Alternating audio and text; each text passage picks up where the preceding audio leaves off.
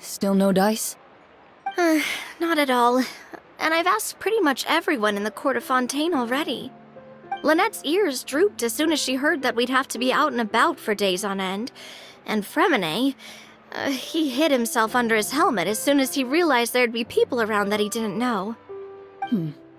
What about Chiori and Charlotte? I feel like both of them would be more than up to it. I've asked them already, but they're both pretty busy right now. I just gave the members of the Spina a few days off, too, so I don't want to bother them either. This is getting pretty difficult. Navia, Clorinde, what's up? Oh my. Well, if it isn't my dear partners. How are you all doing? Huh. Navia? Huh? Oh, you mean... Yep, this is our chance. Do you need our help with something? Oh, precisely. My dear partners, we've got a huge problem right now that only you can solve. Whoa, for real? Absolutely. We've already exhausted all our other options. Traveler, Paimon, would you join us and play Marechaussee Hunter Judgment Day? Marechaussee what now? It's a new game script by the Tabletop Troupe, a local roleplay adventure club. Ever heard of the Tabletop Troupe? They put out games that allow you to participate in a story and roleplay characters with your friends. Oh, I've loved their stuff ever since I was a kid. That sounds super interesting. Clorinde and I are both veteran members of the club. Recently, someone came up with a new script and was looking for people to help playtest it for them. And when they asked, of course I couldn't refuse. I mean, come on! A brand new script? Nobody has ever played it before. Generally speaking, scripts at that level of development have a lot of issues, but I think this one is pretty solid. The author obviously put a lot of work into the story, and the world building is also quite credible. Whoa. I know I was the one that handed you the script, but some of us haven't read it yet. No spoilers, please. Anyway, the script calls for a team of 4. Ah, yes. We're missing one final player right now. So, you're saying you'll help us out?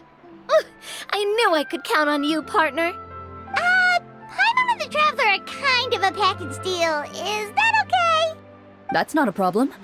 I'll adjust the pace based on the actual number of players, and ensure that everyone has a good time. Well, Traveler, what do you think? Wanna play? Paimon will follow your lead. Well, that solves our problem. You have our thanks. Woohoo! I'll go grab the script manager from the club right away. The script manager? Didn't you just say that you gave Clorinde the script? The club introduced a completely new kind of gameplay for the script. In this iteration, the Game Master's version of the script is incomplete. The script manager provides the next part of the script only after players have completed the current list of objectives. On top of that, in order to increase player immersion, the club has created some of the story's sets and scenes in real life. We'll only know where we should go once the script manager reveals the starting location. Wow, you're right. Whoever wrote this script really did put in a lot of work. And it's got a real healthy amount of suspense, right? I mean, even the GM doesn't know how the story will end. I look forward to experiencing it with you all. Why don't you go meet up with the others first? They should all be waiting at Chioria Boutique. I'll come over with the script manager as soon as I find them. Sounds good. Remember to always watch where you're going, and don't rush. Oh, you say that like I'm 6 years old or something. Let me think. What kind of character should I play this time? I just hope you'll pick up some useful skills this time. Oh, and stop trying to persuade every animal you come across.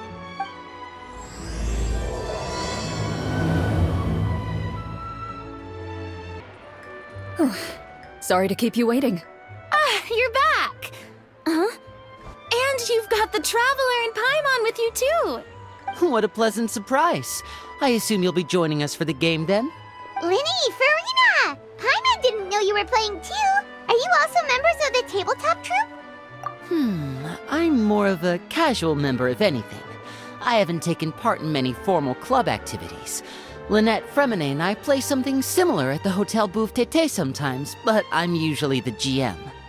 Still, I'm sure it'll be fun being a player for the first time. I'm looking forward to it. Well, I'm not a member of the club at all. Clorinde simply woke me up first thing this morning, said there was a good script worth experiencing, and asked if I wanted in. If you're interested, I can give you a referral. That should give you a 40% discount on membership fees. I think I'll wait to see how this experience plays out first, especially when it comes to the quality of the script. If it's sufficiently fun, then I'll join. Do you participate in a lot of tabletop troupe activities, Clorinde? You could say that. She's actually one of the few senior game masters of the troupe. Right. I knew about that even when she was still my subordinate. It's nothing. Really, just a small hobby of mine. Wow. Hyman's so used to seeing you be all upstanding and intimidating as the champion duelist. It's kind of hard to imagine you role-playing with a bunch of friends. Surely you jest. I would never intentionally make things difficult for my players. I maintain a clear boundary between my professional and personal lives. The me you see at court represents the law and order of Fontaine. I put all personal feelings to the side and grant a fair duel to all who seek to defend their honor. But in my personal life, I'm just an ordinary person. Someone who feels anger and sadness, just like everyone else. Well, you say that, but for all the time I've known you, I don't think I've ever seen you cry. I've seen you get angry, sure, but now I'm wondering whether you were actually mad or if it just looked that way from the outside. I was probably in work mode during those times. Is that so? Well, in any case, I just feel like even in your personal life, you don't get emotional very often. So you want to see me cry? That might be a little difficult. A show of anger, though, that might be something I could accomplish. No, that's not what I meant.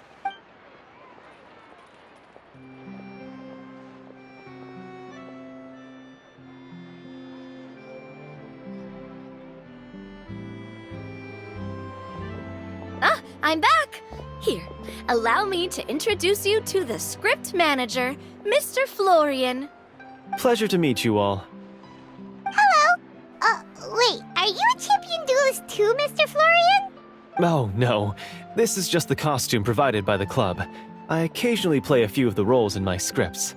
That sounds like a lot of work. It's nothing. It's the least we can do to give the players a more immersive experience. Anyway, allow me to give you a brief introduction of the script. This script was adapted from the real history of the Marechaussee Hunters.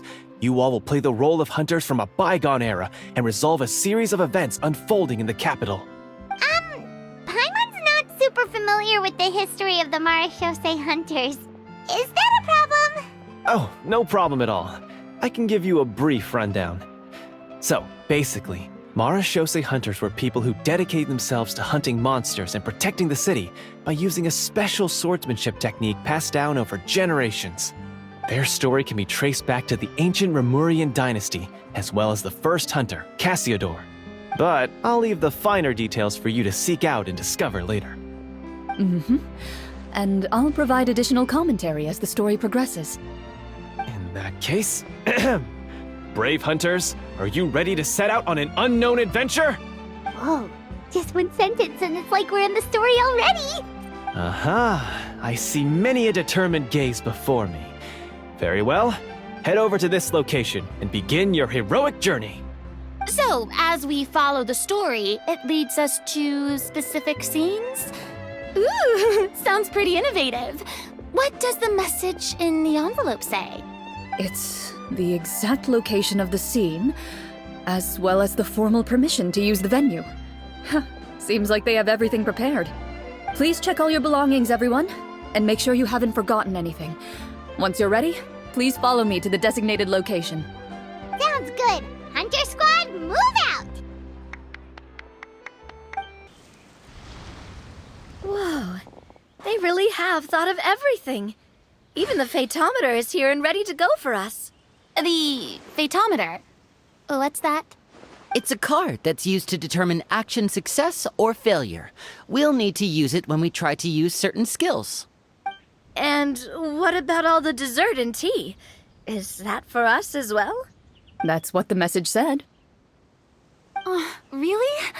That's so nice. It feels just like a tea party with friends. Those snacks have Paimon's name written all over them. I think you might be more of a snack hunter than a marashose hunter, Paimon. Snack Hunter Paimon reported for duty. If there are delicious snacks to be found, Paimon will track down every last one. The desserts are great. But I'm still looking forward to the story more than anything.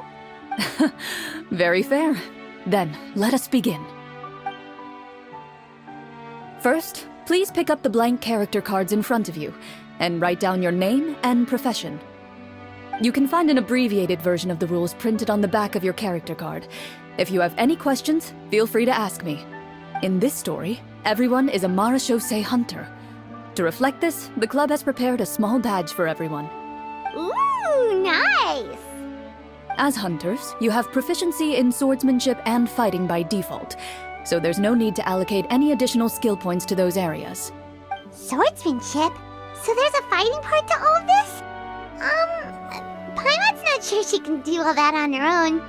Maybe Paimon can just stick with you? Why don't you share a character card then? The Traveler will be the marashose hunter, and you can be her little floating assistant. Kinda like in real life. So, for the name, do I fill it out with the name of my character? Yep, it can be any name you like. You can use your real name too if you want. I do that whenever I get too lazy to think of a new name. Oh, so it would be like experiencing a different life, but still as yourself. That's not a bad idea. In that case, I think I'll continue to use the name Linny then. Next up is the skill sheet. You have a limited amount of skill points that you can use to learn a number of skills. The more points you invest in a particular skill, the easier it will be to pass associated checks. I'll take persuasion and investigation. Those are must-haves when it comes to missions like these. Oh, those skills sound like they'd be useful for gathering intelligence. Good idea, Navia. Just as expected of a veteran player. So should we also take those skills then? Not necessarily. Since we're working together as a team, we could leave the negotiations to Navia and use our skill points to pick up other useful skills. For example, I think I'll take stealth and sleight of hand. That will give us more options if we run into any situations we can't negotiate our way out of. Oh, interesting. I wasn't thinking about it like that. I suppose it's not so different from an acting troupe. Everyone has their own role to play. Let me see. I'll take art and performance. I'm not quite sure what use they'll be, but I'm not as knowledgeable about the other skills, and I'm not too confident I'd be able to roleplay them well. Well, that leaves us. What do you want to learn, Traveler? Ooh, so you want to help people when they're injured. That's nice of you. Oh, something that'll help you get a read on other people's thoughts. Sounds useful. So what do you think? Are you sure you want to learn these two skills? Let's see. Oh, looks like you each have enough points to choose one final skill. You've all picked such classic skills. It's fine to go a little bit out of the box, you know. Why do I get the feeling she's getting ready to cause trouble? For example, this one here. Summon. Doesn't it sound super mysterious and cool? Oh, I saw that one just now as well. The description says, this skill can be used under certain circumstances to summon characters or creatures that fit the script's world-building rules. The script's world-building rules, huh? But how are we supposed to know what a marashose hunter can summon? Oh, that's not for us to worry about, my friend. Just learn the skills that interest you, and the GM will take care of the rest. All right, you've convinced Paimon. Let's learn summon then. Paimon can't wait to see what kind of thing shows up. Well, now that everyone's more or less finished creating their characters, we can begin. Since 2 of our players are doing this for the first time, though, let me ask, would you like to play on easy mode or authentic mode? What's the difference between the two? Well, in role-playing games, the story sometimes changes based on the decisions of the players and the results of the Fatometer. For example, if you fail a check, that means you cannot use the target skill in that scenario. A critical failure may even result in further negative consequences. If you choose to play in authentic mode, every time you elect to use a skill, you'll need to use the Fatometer to see whether you succeed or fail, and face any consequences that may follow. If you choose easy mode instead, every check will be successful by default, and you won't have to worry about luck playing a factor.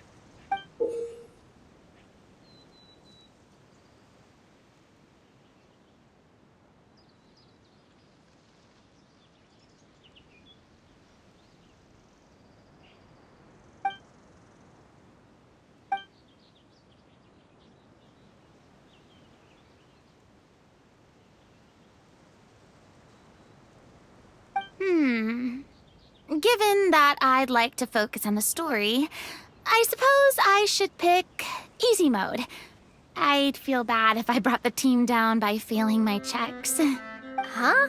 Oh, come on. Don't worry about that. RNG is the lifeblood of role-playing games. I'm going with authentic mode for sure. Never knowing what you might have to overcome. Ugh, doesn't that sound exciting? I'd rather be mentally prepared for what might happen. All right, then I'll mark down Farina for easy mode. All her checks will be successful by default. As usual, Navia and Linny will play on authentic mode. What about you, dear partner? How would you like to play? Are you sure? Trust me, you'll see the beauty of RNG. Honestly, I don't think Clorinde would make things too difficult for us no matter what the Fatometer says. Isn't that right, Clorinde? No promises. That wasn't super reassuring. Well, anyway, enough talk. Let's get started. I want to experience at least a good chunk of the story today. Speaking of the story, why is the beginning scene on a beach? Well, that's because a long time ago, back when human civilization was still in its infancy, powerful demons and evil sorcerers ruled over the land. They created a host of monsters and sent them to slaughter all humans in existence. Soon, a group of human rebels banded together. With their swords raised, they swore to brave the darkness, and in doing so, subdue each and every monster that sought their destruction. They became known as the Marachose Hunters.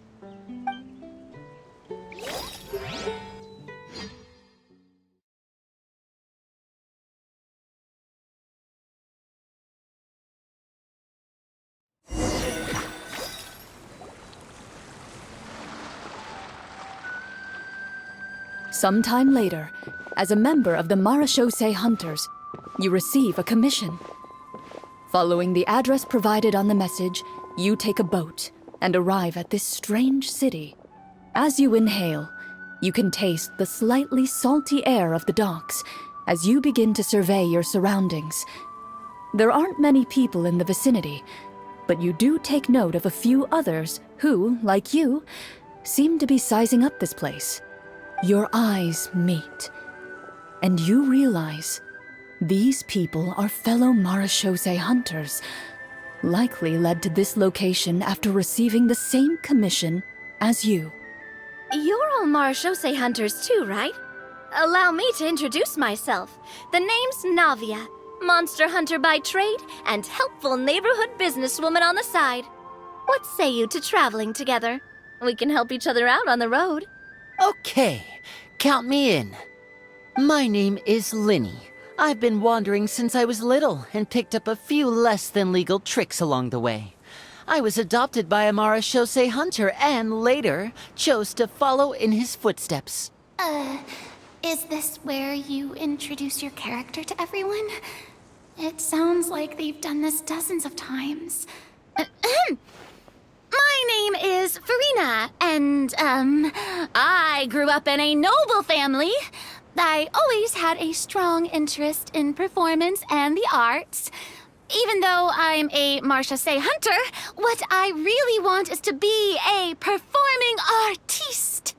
Hey, that's really cool. You can do it, Farina. That's exactly how it's done. Paimon is Paimon, a good friend and companion to this Marashosei hunter right here. I've been studying medicine ever since I was a child. I want to do my part to eradicate these monsters and use what I've learned to heal others. Oh, welcome, welcome. When we face the monsters, I'll make sure to charge in front to give everyone some cover. You can take care of the healing at the back. You open your envelopes at the same time. The message reads, "To the honorable and trustworthy Marashosei hunters, our kingdom is currently facing a grave crisis. The lands outside the capital have been overtaken by monsters, and our people are being led astray by forces of wickedness. We beseech you, please help us resolve this crisis and return peace and stability to our home." Huh. The layout of this city looks super familiar. It kinda reminds Paimon of Mondstadt! The scriptwriter must have used a real-world city as a reference when coming up with the map. As experienced hunters, the layout of the city reminds you of places once traveled. You recall the sight of tree-lined streets and the gentle tranquility of days gone by. Yet, as you regard the city in front of you, it appears to be little more than an empty shell.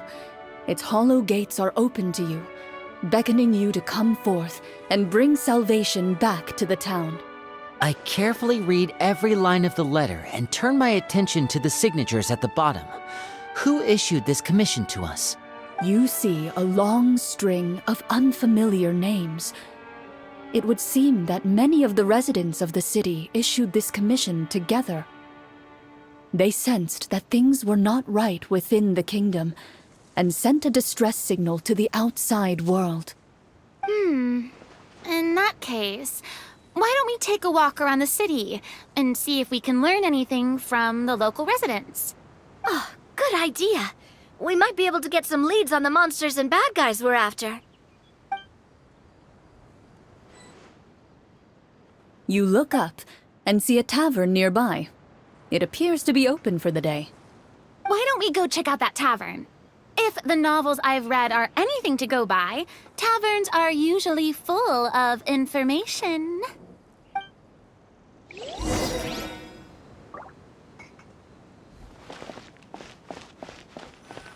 As you approach the tavern, you find a plainly dressed woman standing nearby. She appears to be rather troubled about something.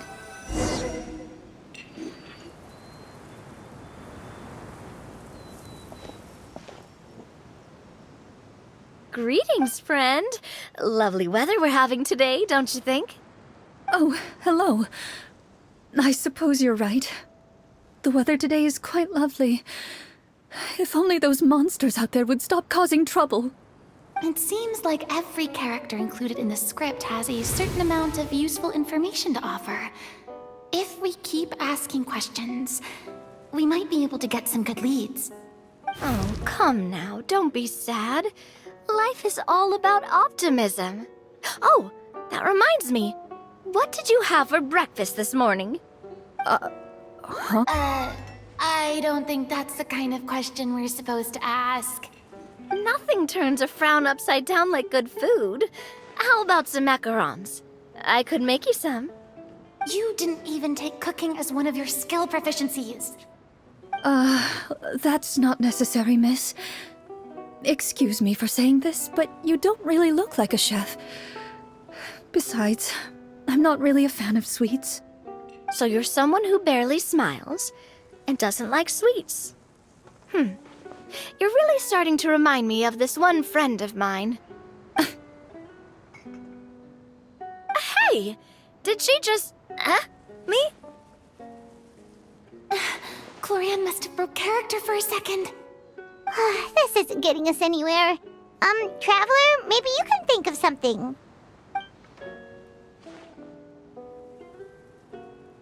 The results of insight checks aren't disclosed to the players, so I'll be the one consulting the fatometer.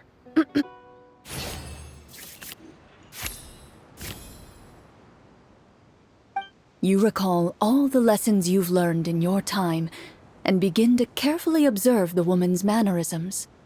You notice that when she's quiet, she has an empty look in her eyes, as if her thoughts have drifted to a place far, far away. And when she speaks, she often subconsciously reaches out to touch the ring on her left hand. So you noticed. That's a little embarrassing. A horde of monsters suddenly appeared near the capital recently, so all the guards were dispatched to fight them. Do you remember when those monsters appeared? I'm not completely sure. All I know is that my husband was dispatched to fight them 3 days ago. Do you know where he was sent? It all happened so fast. When we said our goodbyes, he couldn't even tell me where they were sending him. You have our thanks, friend. We'll find and defeat those monsters as soon as possible. We sincerely hope your husband will be able to return to your side soon. Oh, thank you. Don't worry. We'll find him. Just try to remain optimistic and wait for good news. We don't always get to choose what happens to us. But we do get to choose the little things, like what we eat and how we respond to the things life throws our way. I hope that one day, you too will recognize the power of something as small and inconsequential as a delicious dessert. I'll do my best. You bid farewell to the woman and continue your journey further into the city.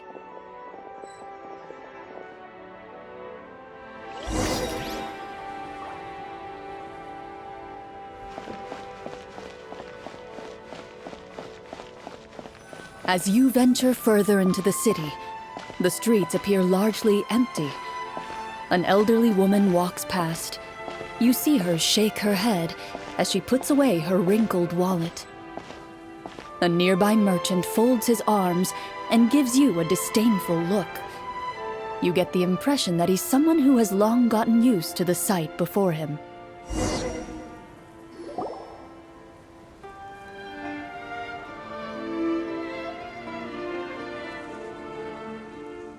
Although he doesn't seem very friendly, merchants are usually a good source of information, right?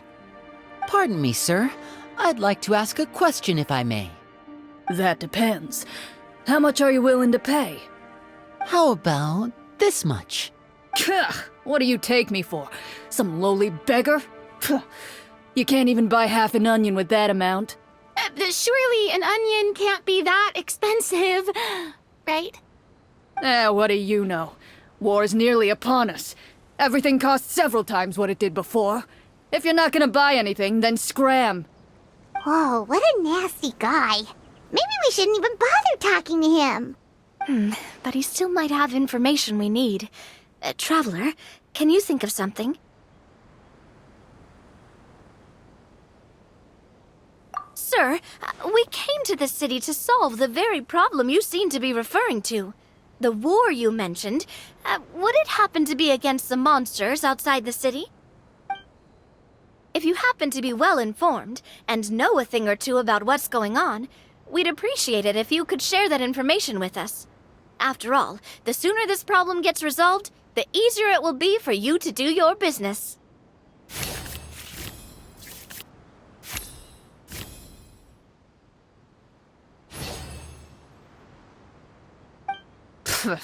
Well, things are basically as you said, young lady. Those monsters are camped outside the city, and they've been destroying all our trade routes. We have limited reserves within the city, so if this continues, we're all gonna be in big trouble. Wait, you're saying no one has put a plan in place to distribute supplies or maintain order? We could all starve, and those nobles in the palace wouldn't even break a sweat. Who knows? Maybe they've been in cahoots with the monsters all along. That is concerning. All right. That's all the information you need, right? Off with you now, I've still got business to do. You know, if you smiled a little more, you'd definitely get more business. And I bet that would make your life just a little bit sweeter. I'm not saying it's guaranteed to work. It's just a tip.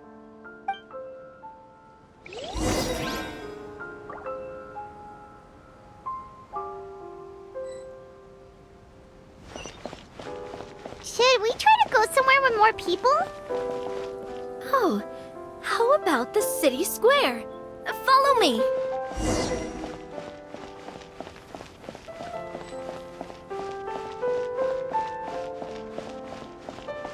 Before you lies the city's central square. You see a man with a slightly anxious look on his face, pacing back and forth, his head hanging low. He doesn't seem to notice your approach. Still immersed in his own thoughts, he shakes his head and lets out a long sigh. This guy seems promising enough. Maybe I can get some information out of him. Hello, sir. Is there anything I can do to help you? Wait, you're... I'm... Oh, dear goodness! You're a Marachose hunter! You recognize us? Ah, are you one of the people who wrote the commission letter? Yes! Oh, I didn't expect you to actually come! Oh, what great news! The city is saved! What happened here? Alas, we once lived comfortable, carefree lives. This city used to be free of monsters. The first Marachose hunter, Casiodor, the Golden Hunter, he was the one who drove them back. However, monsters have once again surrounded the city. Perhaps the seal that kept them at bay has lost its power. Or perhaps an evil sorcerer has been meddling in our affairs. All I know for sure is that their return has stripped this city of any chance at peace. Are there not enough soldiers to drive them out? It's not a question of numbers. The guards simply have no idea how to deal with them. Most people my age have never even seen one of the monsters, much less been trained to fight against them. What's worse, many of us don't even know the history of the Marachose hunters anymore. When I was a child, though, my grandfather would tell me stories about how the Marachose hunters drove back the monsters. So, on the off chance that something might come of it, I decided to reach out to you. To be perfectly honest, I was starting to think all those stories were just tall tales. But now that I've seen you in person, I finally know that it was true! Well, you can rest easy, friend. The righteous and formidable Marachose hunters are on the case. The man is touched by your determination and resolve. His eyes begin to well with tears of relief. Still, if we are going to hunt the monsters, we need to know where to find them. Can you give us any leads? All I know is that the area outside the city is dangerous. I'm afraid I can't point you toward a specific location. Oh, although, if you leave the capital through the main gate and follow the road, you should run into a group of guards. They might know more about where to find the monsters. I see. We'll go look for them then. All right, be careful. Oh, and one last thing. The monsters outside the city are just part of the problem. There are evil sorcerers inside the city as well, so be on your guard. They're actively working with the monsters, and have corrupted the court ministers with malicious magic. They're the reason why, even inside the city, everything has been a giant mess. Even one of our kindest ministers has turned into a boorish and unreasonable figure, interested in nothing but enacting laws that exploit the people. Who knows how much longer we'll be able to go on like this. Talk about being stuck between a rock and a hard place. I feel bad for him. Maybe we should try to cheer him up? Huh? Like, now? Is this really the right time? I appreciate your kindness, but for now, it's more important to focus on the crisis at hand. Brave hunters, I leave the future of this kingdom to you.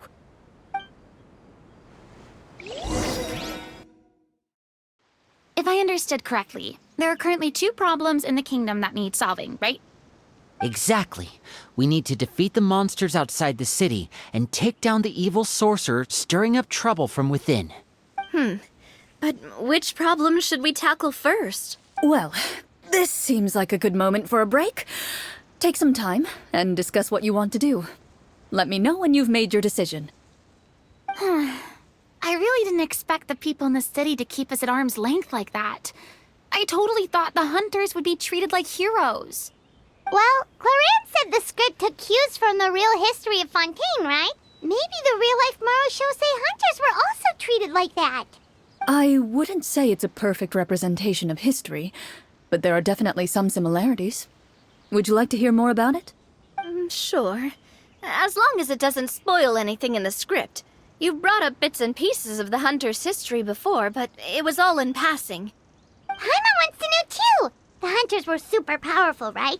Were they all from a special line of supernatural beings or something? Kinda like the yokai in Inazuma? No. All Marachose hunters were ordinary mortal fighters. The only thing that set them apart were the special sword techniques passed down over the centuries. Huh? So you mean anyone could become a Marachose hunter? In theory, yes. All you would need to do is survive the rigorous training and master the swordsmanship techniques required to fight the monsters. Still, most people dropped out at the early stages, and others called it quits the minute they saw a monster in person. To become a hunter, you must be strong in both body and mind.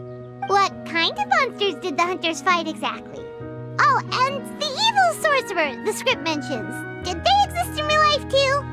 The land of Fontaine once played host to an ancient dynasty known as Rapperia.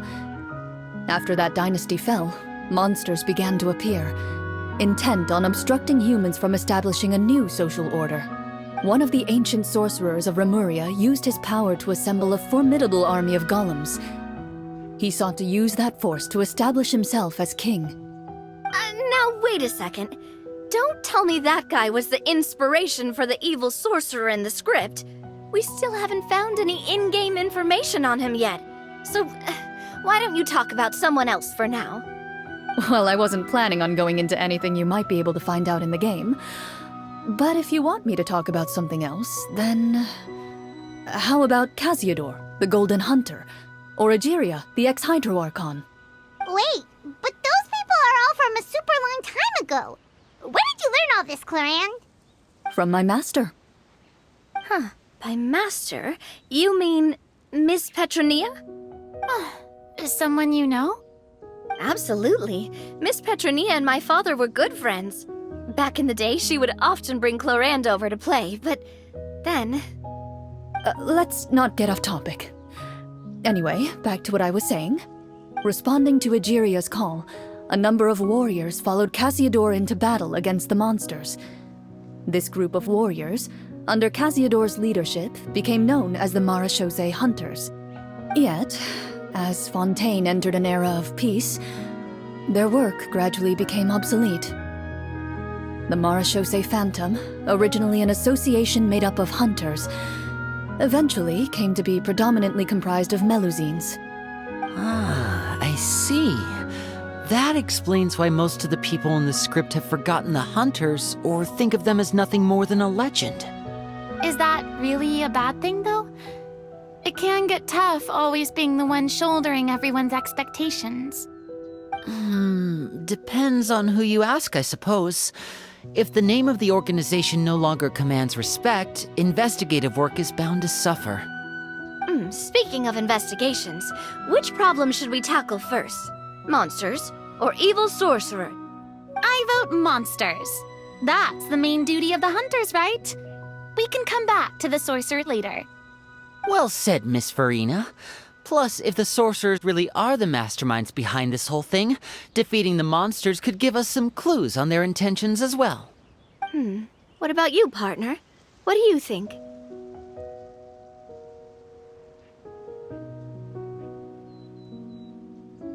I mean, you're not wrong. But those characters are usually the ones pulling the strings behind the scenes. More often than not, they're very formidable opponents. Going after them now might be jumping the gun a little bit. We don't want a total party kill on the first day, right? With Clorinde as the GM, I wouldn't rule out the possibility. Then it's settled. Let's go hunt some monsters. All right. After some discussion, you decide to turn around and head out of the city.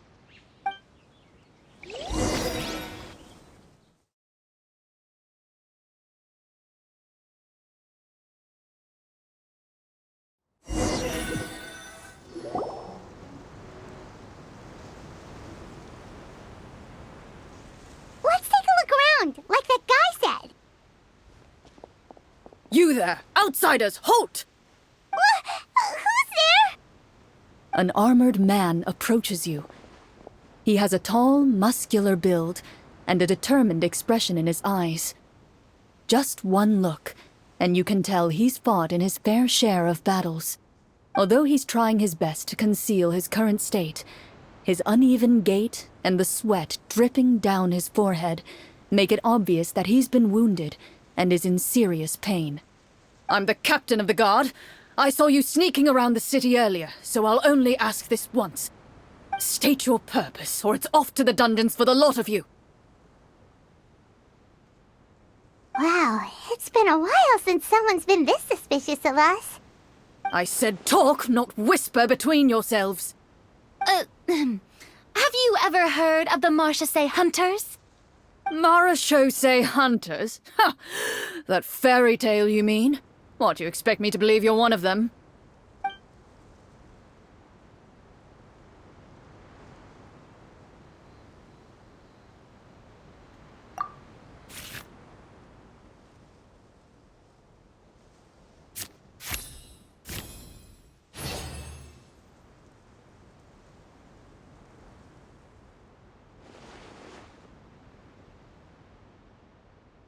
Using your knowledge of medicine, you're able to deduce that the injury on his calf was a monster's doing, and the wound has already begun to fester. As you check him over, he looks at you with suspicion and retracts his injured leg further back. I'm a doctor by trade. Please let me redress your wound. You don't have to suffer like this. The man appears somewhat disgruntled at having been exposed, but soon relents and raises his leg for you to take a better look. He allows you to apply a poultice of specialized medicine to the wound, and it appears to bring him much relief. The tension in his brow eases. Oh, right. Guess you lot might actually be real Marachose hunters after all. In any case, you've successfully treated my wound. So, what do you want to know? Do you know where we can find the monsters, or the other guards who are fighting them? He informs you of the various locations where monsters have appeared. He looks in that general direction with a pained gaze, as if a thin, invisible thread is pulling on his wound. Some of our new recruits have never even dealt with a petty thief, and now they're out there fighting monsters. If it weren't for this cursed leg. Oh, please, sir. Don't get too worked up. You need to focus on your recovery. Just leave the monsters to us. We're Marachose hunters after all. Hearing you say that, a glimmer of hope flashes in his eyes. But it disappears almost as quickly as it came. Those monsters aren't easy to deal with. But if you insist on going, I won't stop you either. I just hope all the guards will be able to come back to their families alive. I wish you the best of luck.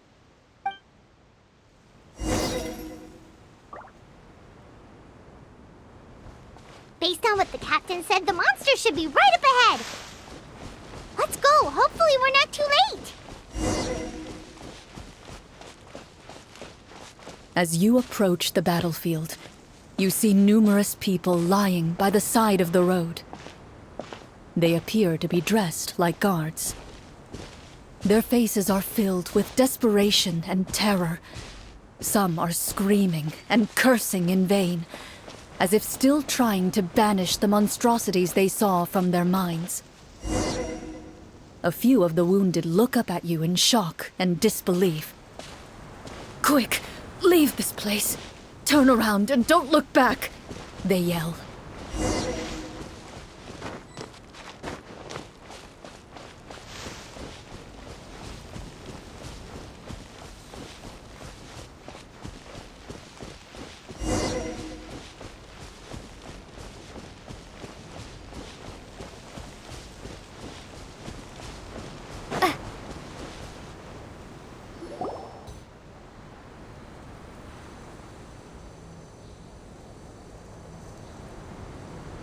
This is the place he mentioned, right? You see broken iron swords scattered all around you, and downed trees riddled with terrifying claw marks. All the signs point to one thing. A truly devastating battle just took place here. Be on your guard, everyone. The monsters might still be around. Before you can finish your sentence, you hear rustling sounds from the surrounding bushes. The monsters have emerged. They close in on you without fear. You get the impression that, in their bloodthirsty eyes, you're just another meal for them to devour. A little help here! This thing wants to eat Paimon! Your battle round begins now.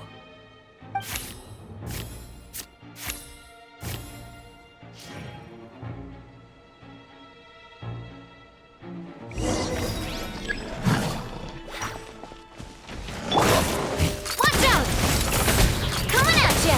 A proper send-dive! From the speed of... A round of applause!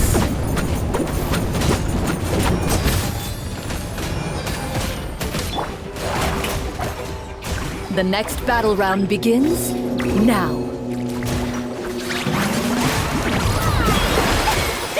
Watch out! Coming at ya! Go! Yeah! Yeah!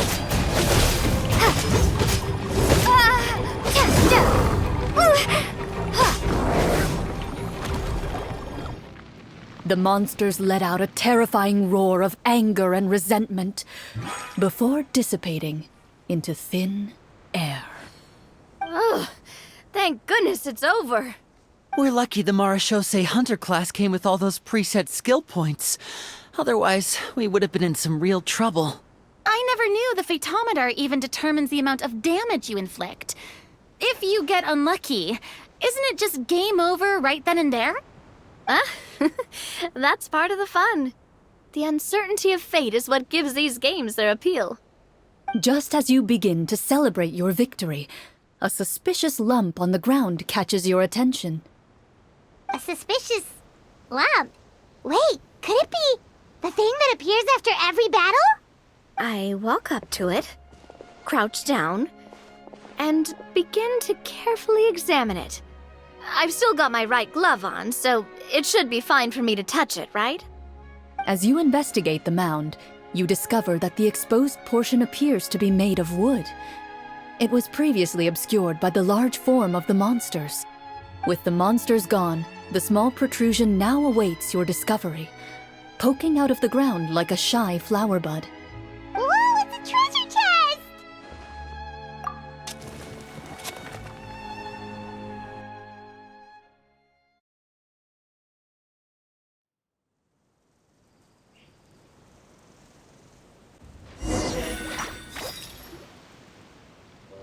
With everyone's help, you successfully excavate the wooden chest from the ground.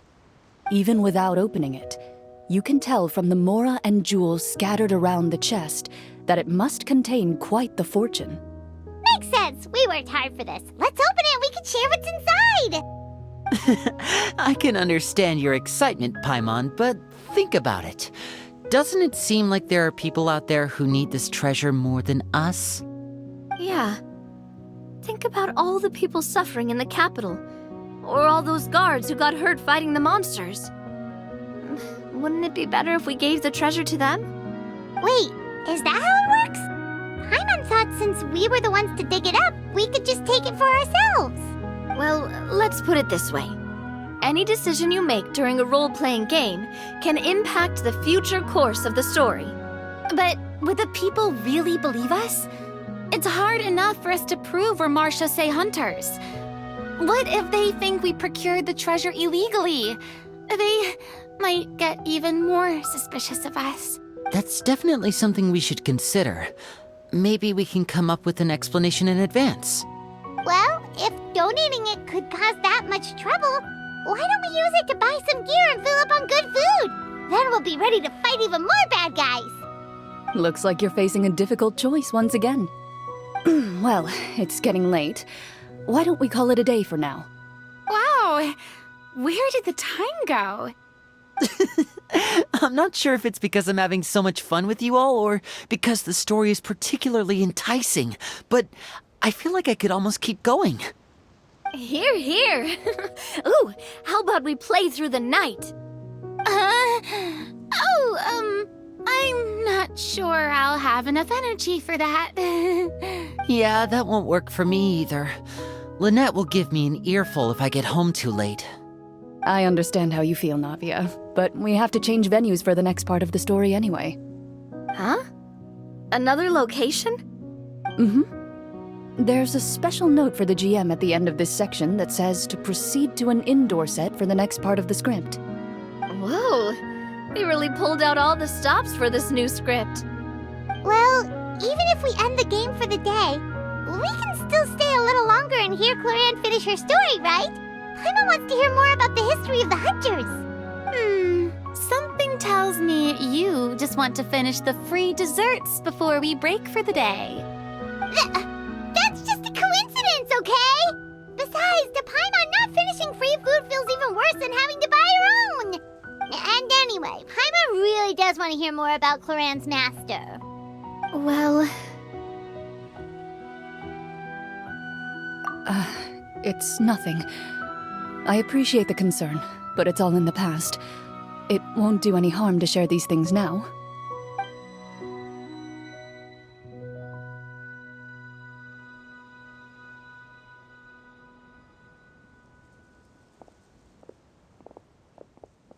My earliest memories are of living with Master. According to her, she saved me from certain people of ill repute. My birth parents had left me behind some time before that. What a heavy beginning for a life story. Master was a fascinating individual, if inexperienced in the ways of raising children. My first ever toy was a short sword. Although I suppose it wasn't so much a toy as something Master removed from her waist and handed to a noisy child in need of distraction. Oh, wait, so she handed an actual sword to a child? Isn't that dangerous? Did you hurt yourself? Of course I did. I cut my palm and bled quite a lot. But Master was not concerned. She just stood there and casually lectured me about it. See, that's what you get for not holding the sword properly, she told me. She then crouched down next to me and said, "Give me your hand. I'll teach you to bandage this wound. After that, it's time to learn how to truly hold a blade." Excuse me for asking this, Clorinde, but how old were you exactly when all this happened? Probably around, 3, give or take. 3? Isn't that when most kids are still struggling to hold a fork? As I said, Master was rather inexperienced in the ways of raising children. She believed trial and error was the best way to teach a child what they're capable of. I'm not so sure this is a question of experience. I didn't see anything wrong with her ways at the time. And anyway, children don't get to choose how they're raised. Oh, she did bring me back a pet from Liyue once. It was a Geovishap hatchling. A Geovishap hatchling? For a pet? That seems even more dangerous. What she said was this: make sure to get along, you two. If you really can't agree on something, just settle it with a fight. Whoever loses is the real pet. And how old were you when this happened? 5. Well, did you win? No, I lost. So you're saying you actually became the Geovishap's pet? Yes, but only for a week. By the end of that week, I defeated it in combat, and we've shared a cordial relationship ever since. That really doesn't sound like the kind of childhood someone should have. Later on, I gradually understood that Master most likely didn't know any other way to raise a child. She was a marechaussee hunter, but I never heard her bring up her own parents. Thanks to her, I learned how to navigate the forest by the age of 6, and could hunt monsters in the wild by myself the year after that. Even though the training she subjected me to was strict, she always made sure to take me traveling when she had the time. We met many of her friends during those days. That was also how I met Mr. Callis and his family. I still remember the first time we met. You were too scared to join our picnic and hid behind Ms. Petronia the whole time. I still hadn't really met many children my age at that time, so I didn't know how to interact with others. After that, though, you started coming over a lot. You loved challenging people to shooting competitions, remember? I don't think many members of the Spina ever beat you in one of those. I had a lot of fun during those days. I enjoyed them too. Oh, do you remember that one time we went exploring around the Spina together? We overheard Papa call your master Fontaine's Protector of Justice. We tried to pretend like we never heard anything, but you nearly let it slip that one time. Protector of Justice? Oh, wait, you mean that vigilante hero from 20 years ago? The one who is always active at night? Yep, that would be her. She often would put on a black cloak and go out at night. I never knew where she went or what she was doing. Until, like Navia said, we overheard the truth from Mr. Callis that night. 20 years ago, huh? I still remember the guards leaving all kinds of witness reports about her on Nervalette's desk. My apologies. Oh, there's no need to apologize. You had nothing to do with it. And anyway, everything she did was for a good cause. Although, calling herself the Protector of Order was a bit much. Especially when she deliberately operated outside the law. Huh? When did the Protector of Justice become the Protector of Order? Oh, she had a bunch of code names.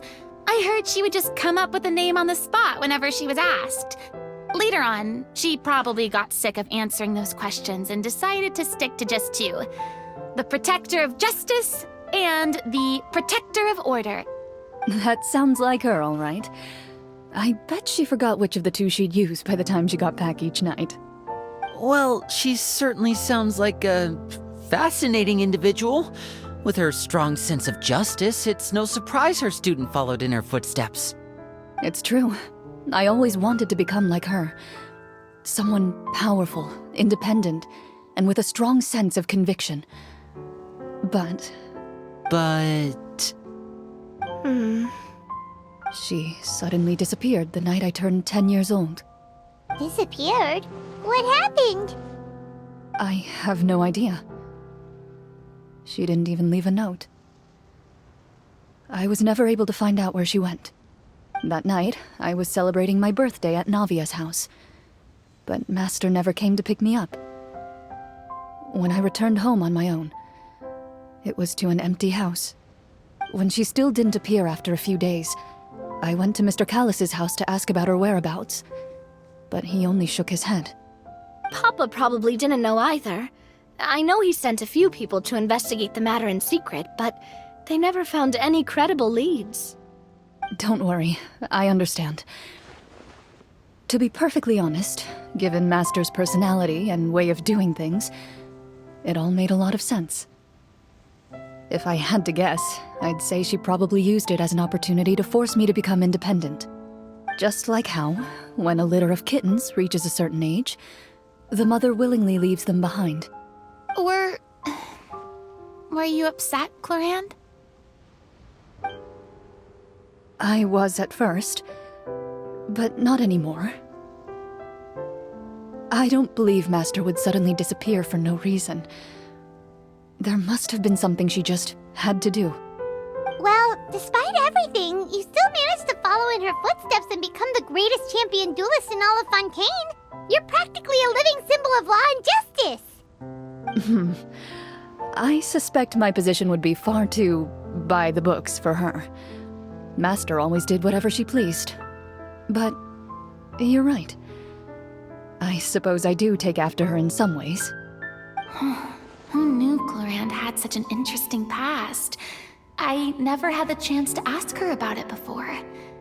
And I wonder, if Clorinde's master were the champion duelist back then, would that duel against Mr. Callus have gone differently? Oh no. Judging by the atmosphere, Clorinde and Navia are probably thinking something similar. The mood just got super awkward all of a sudden. Well, anyway. Would you look at the time? It's getting dark, so we should probably call it a day for real this time. If we keep talking like this, we really will be here all night. I had a great time today, Miss Clorinde. Thank you for being our GM. Anytime. The script was good, but I've got to say, your childhood stories were even better. Hey, you should tell us more about that fight against the Geo-Bishop sometime. Maybe your master was onto something. You could be right. What does she mean, onto something? I certainly don't know any 5-year-olds who want to fight a bishop in their spare time. Guess I'll head back as well. I need to save my energy if I want to continue enjoying the story tomorrow. You're that excited to hear about my fight with the bishop? I was talking about the script.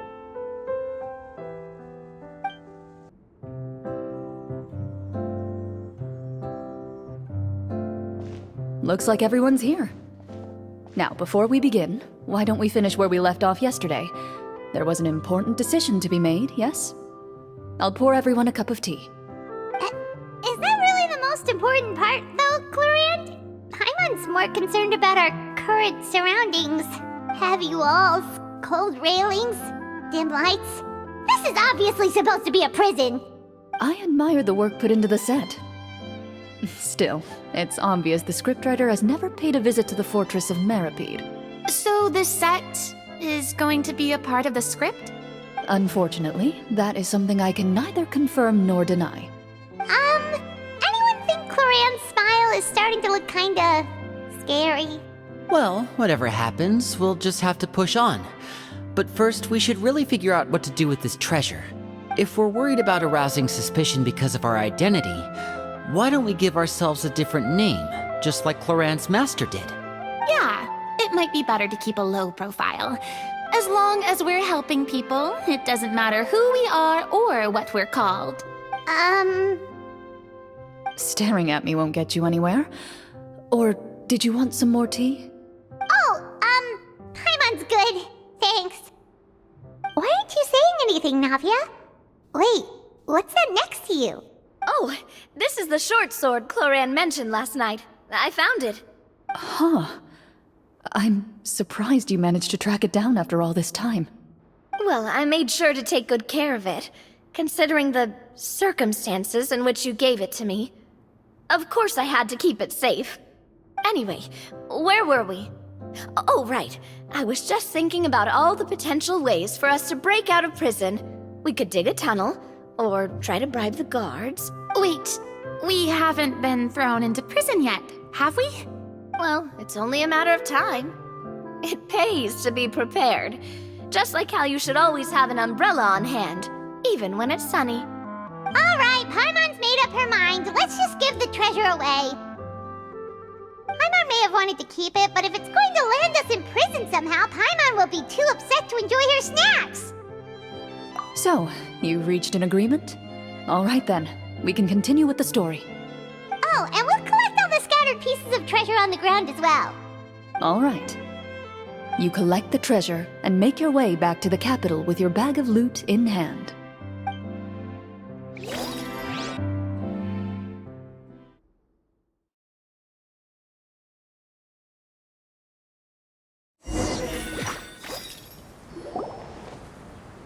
The city is still shrouded in a gloomy, oppressive atmosphere, but your spirits are surprisingly high. In places where sunlight struggles to reach, you generously share your wealth with the children, the elderly, and the poor in urgent need of help. Thank you, kind soul. The elderly woman's look of gratitude follows you as you walk away, her eyes never leaving your back until you move entirely out of sight. However, there's still quite a bit of Mora remaining. It appears you haven't made much progress. She's probably trying to tell us to speed this up. We need to hurry up so we can address the sorcerer problem. Should we go find that man again at the square? He seemed like a pretty responsible guy.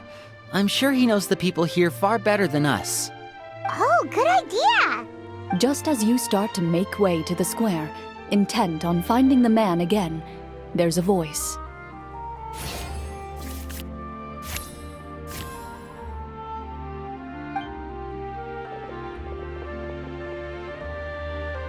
Please wait, distinguished guests. Several strange guards suddenly call out to you. They run forward to meet you and proceed to politely pay their respects. Greetings, gentlemen. Are we being invited for afternoon tea? Surely you jest, my lady. That would not be our place. It is His Excellency the King who requests to meet with you. Please come with us.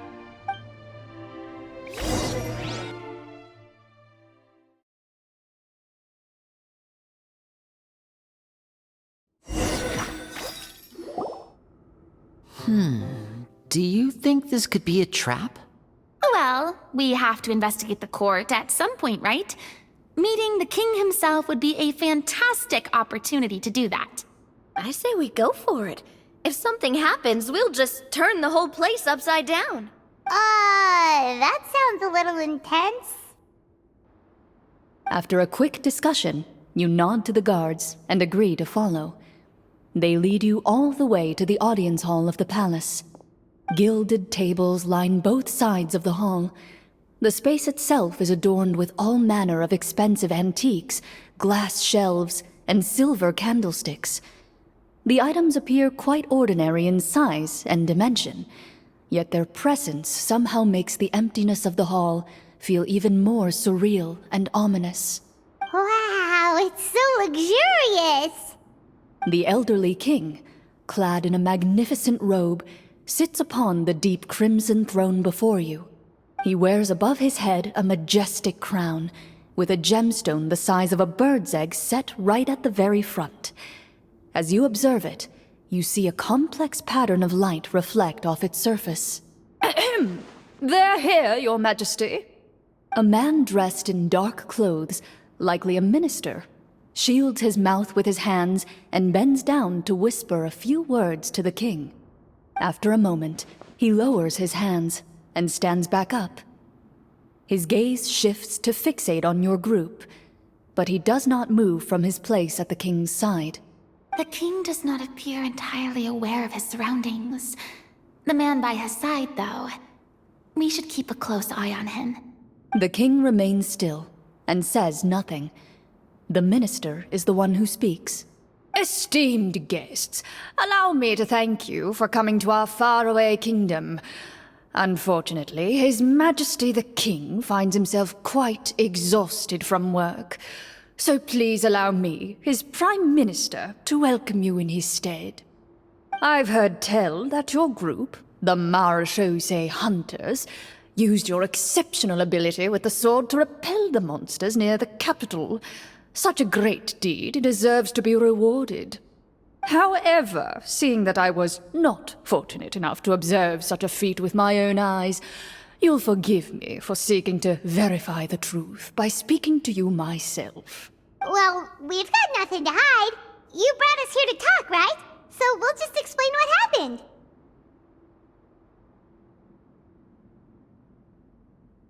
The golem's blades were so powerful, they could cut down trees in a single swipe!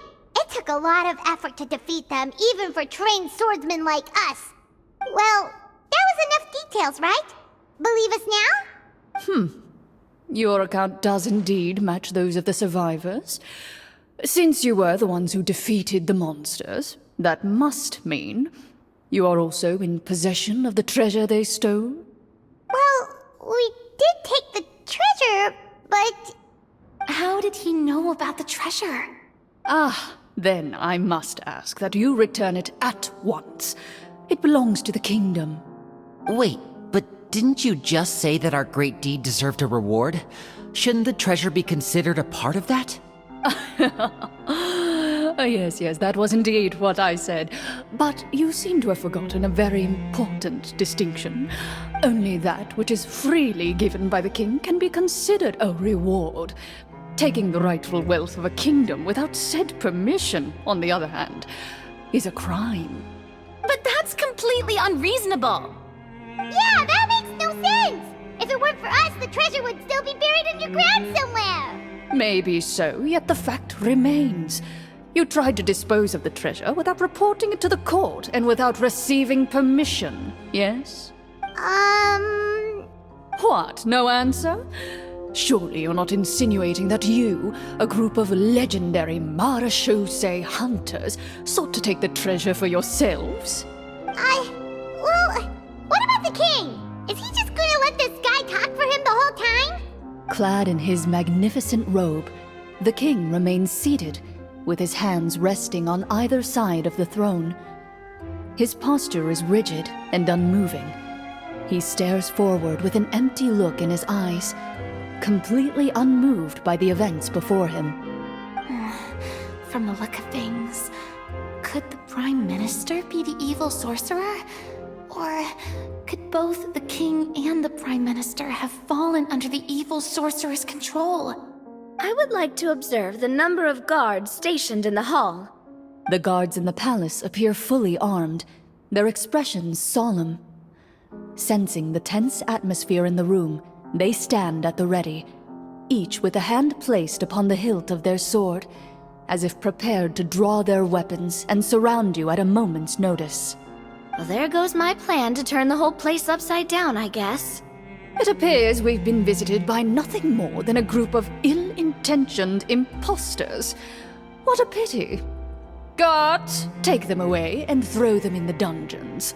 Before I decide your fate, however, I must first determine whether you have any accomplices outside the court. Can't we try to slip away? Or maybe start some kind of riot? But if we try to fight the guards right now... Don't worry. At least we figured out who's behind all this. Let's just play it by ear. If you're scared, Paimon, just hold my hand.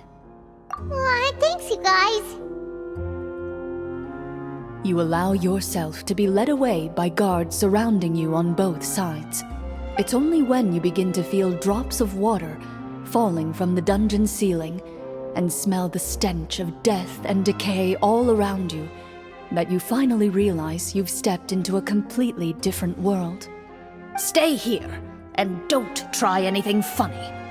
The guards lock the cell door and leave without looking back. Wait, sir! Your voice echoes through the dark hall, but the only response you receive is the sound of water dripping from the ceiling. No! What should we do now? Carve out a new path of fate with our own two hands, of course. I draw my weapon.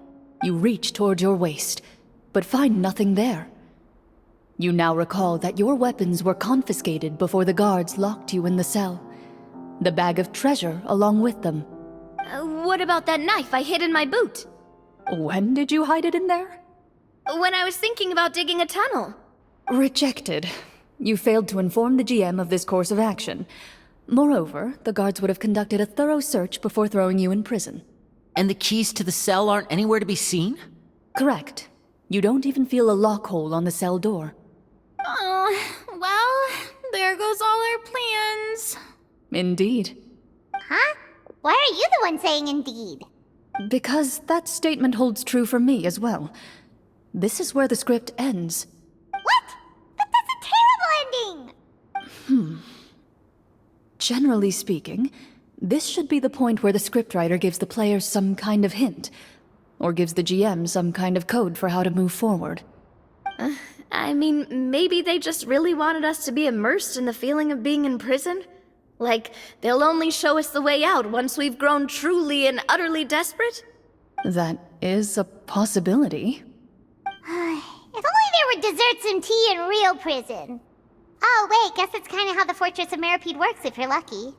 Oh, before I forget, Navia, the short sword you had with you earlier. I took a closer look, and the craftsmanship doesn't appear to resemble anything from this era. If I remember correctly, that style was last in vogue several hundred years ago. Wait, Clorinde said that sword used to belong to her master, right? Does that mean her master has been alive that long? I doubt it. The way she went about things often made her seem childish more than anything. I'd say the sword was most likely an heirloom passed down over time. Hang on. A precious heirloom passed down to you by your master. And you gave it to me just like that? You weren't worried I might lose it? Master left many things to me when she disappeared. There was the sword, an old key, and a good amount of junk she probably just didn't want to take with her. I gave you the sword back then, because I didn't want our friendship to end. Wait, when did this happen exactly? After the duel. Between Mr. Callis and myself. Before that, Clorinde would have meals with us and even stay over at the Spina some days. She was on great terms with Papa as well. After the duel, though, there was a period of time where we simply didn't know how to face each other. She entrusted this sword to me, and never came back. We were both sad, and conflicted, and totally overthinking everything as a result.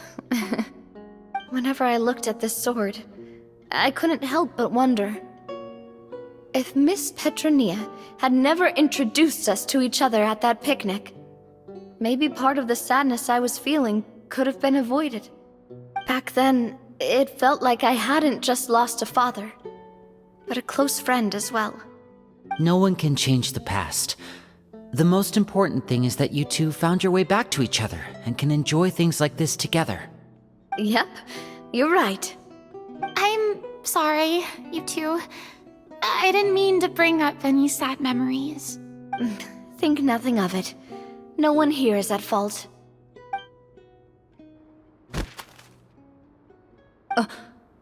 Huh?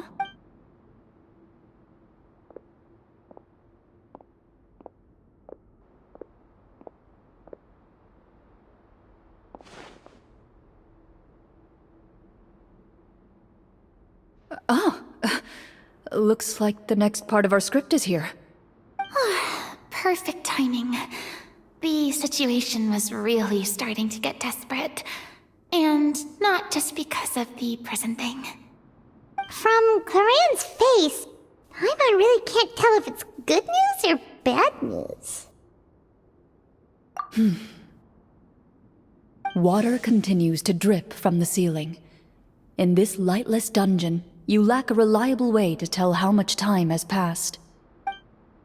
Eventually, you get used to the unpleasant odor of straw, mold, and rust, and find yourselves alternating between fits of drowsiness and despair. Suddenly, you hear footsteps outside the door. Heads up, everyone. Someone's coming. Gather close, everyone, and keep your voice down. Who are you? I work as a guard in these dungeons, but my true identity is the same as your own. I'm also a Marechaussee hunter. Huh? Shh! I've already sent away the other guards, but if we make too much noise... I understand, but how can we be sure we can trust you? The king has issued a formal decree. In light of the irrefutable proof of your crime, you're to be executed before tomorrow's sunrise. If you want to escape, it has to be now. Executed? We barely did anything! Monsters appearing at the same location as the treasure. Could this entire thing have been a trap? There will be time for speculation once we're out of here. As for my identity, I have no way to prove that to you just yet. Infiltrating the capital was difficult, and finding a chance to speak with you has taken a lot out of me. I could go on, but I think we can all agree that now is not the time for details. Have you seen our weapons anywhere, sir? Don't worry, I brought them with me. They're just behind the door. Still, these weapons alone won't be enough to defeat the true enemy behind the scenes. His faction is too powerful. The guards are all under his control, and he's even stationed a number of golems in various rooms throughout the palace. To defeat him, you must find a secret vault. It is said that within that vault, the Marashose hunters of the past left behind a treasure with the power to defeat the sorcerer. You're not coming with us? No, I'll remain in the dungeons to deal with the guards. I'll try my best to distract them so they don't go after you. As long as my identity is not revealed, I'll be able to aid you when the final battle comes. In that case, please stay safe. Thank you for your concern. I will do my utmost. As for the location of the vault, here, this map should lead you there.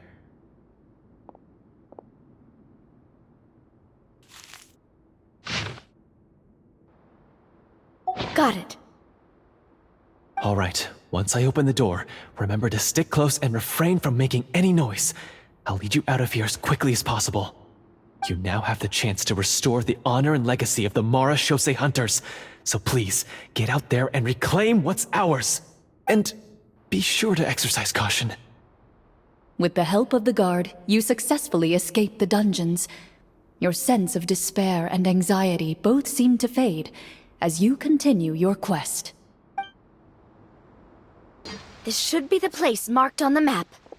This bit of rock certainly looks suspicious. Well, I'd say an investigation's in order then. Plus, if all else fails, we can just blow it up. Wow, you really meant that!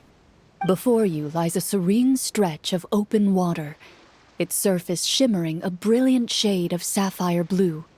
Well, guess this means it's time for a swim!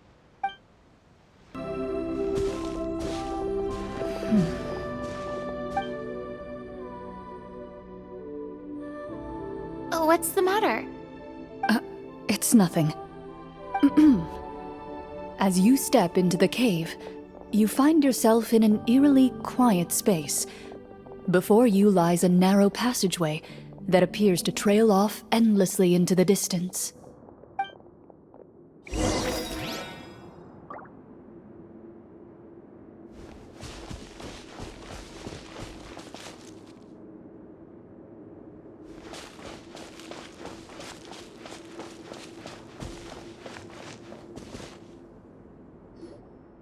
Wow, this must be where the treasure is hidden!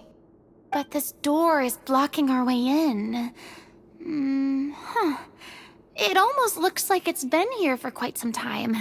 I've got to hand it to the tabletop troupe. They really went all out with the props. Huh. What have we got down here? A kind of mechanism connected to the door? Ah, it looks like we might have to arrange it into a certain pattern. A pattern on a stone door. That's something Master mentioned before. Is something wrong, Clorinde? After a long, difficult journey, you finally arrive at the location indicated by your map. It appears to be an ancient site of some sort, where treasure likely awaits. Your surroundings are exceedingly quiet and serene, as if the secret that slumbers here has never once been disturbed. If you listen closely, you can almost convince yourself you can hear the sound of its calm, gentle breathing. That description makes Paimon feel kinda bad for disturbing this place. We're doing this for the sake of the people, to free them from the evil sorcerer. I say it's time for this treasure to once again see the light of day. Linny's right. We need to keep going. The future of the kingdom depends on it. The next part of the story requires us to solve the puzzle, right? Let's start exploring the area. Yes, that should be fine. Something feels off about all this. Guess I'll just have to improvise. It worked! Something just appeared. Some kind of new mechanism, maybe? By solving the puzzles, you prove yourselves worthy of inheriting the secrets of the past. At the end of each puzzle, you're rewarded with With? a key. Oh, it must be the key to the big door. This is one of the Marashose hunter keys. that are passed down from generation to generation. It looks just like the one Master passed down to me. It is said that 4 keys in total are required to form the final, complete key. And it seems like we just collected 3 of them. That must mean... Huh? What's wrong? You hear a few strange noises. Suddenly, all the torches in the ruin go out at once. Huh? What's going on? Did we fall into another trap? For the sake of immersion, please close your eyes, everyone. Without the torches, the space is now completely dark, and you cannot see anything.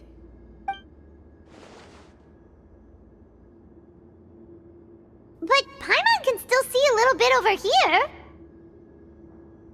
Oh, right, sorry. Suddenly, you hear the sound of footsteps pierce through the darkness. There's someone else here? Oh, this is so unsettling. I can't see anything. I've been discovered then. Wait, that voice, it's... You recognize the voice as belonging to the guard who led you to this place. It appears he now covets the treasure for himself, and has come to stake his claim. Oh, so this is just part of the script. Then I can probably relax. Well, if we can't see anything, that means we can't fight to the fullest of our abilities. Should we retreat for now? Judging by the way he's holding his sword, he must be a real Marashose hunter. But this isn't part of the script. Retreat? That's not the hunter way. If it's dark for us, then it's dark for him. We choose to fight. Your choice is noted. Please keep your eyes closed until I tell you the torches have been relit. This battle will be in the dark. You got it. Well then, let us begin.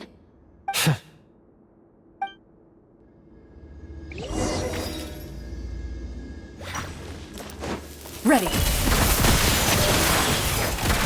I'd like to try to hit him with my sword. Your strike is successful. Is he still standing? Couldn't...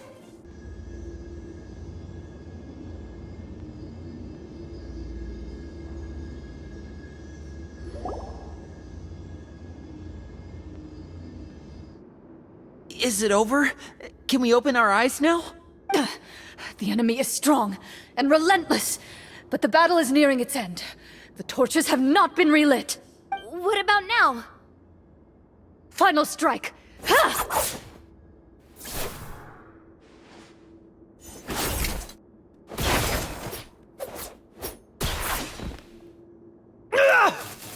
Oh, well, did we get him?